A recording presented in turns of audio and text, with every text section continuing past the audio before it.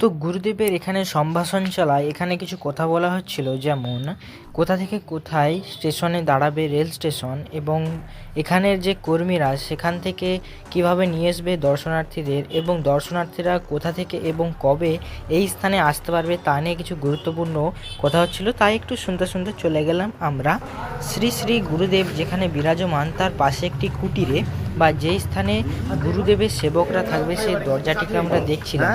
কি সুন্দর অপরূপে দরজা করা হয়েছে, আর তার পাশে ফুল দিয়ে সাজানো হয়েছে, আর তার পাশে সেই বড় মালাটি রাখা হয়েছে। যেই স্থানটিকে গুরুদেব বিরাজমান হবে সেই গেটটি সাজিয়েছে খুব ভালো ও সুন্দর করে ফুল দিয়ে, দেখুন একবার। আর এই হচ্ছে গুরুদেবের সেই মহাসিংহাসন যেটিতে গুরুদেব বিরাজমান হবেন।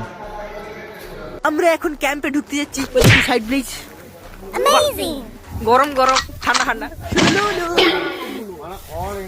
তো স্যার, এই আমাদের যে মন্দির থেকে ক্যাম্পগুলি করা হয়েছে এটি দেখে আপনার কেমন লাগছে? ভালো লাগছে? আপনি দেখে তো ভালোই লেগেছে, কিন্তু যা পুলে তোলা সাপ লুকিয়ে হলে কেউ বুঝতে পারে কখন পিছনে সেটাও ঠিক, কিন্তু ক্যাম্পগুলো তো কষ্ট করে তৈরি করেছে, এত বড় বড় লাইট ক্যাম্প দিয়ে কেমন ঠান্ডা কেমন গরম একটু যদি বলতেন আপনার দর্শকদের। যারা তৈরি করেছে তারাই শিখেছে।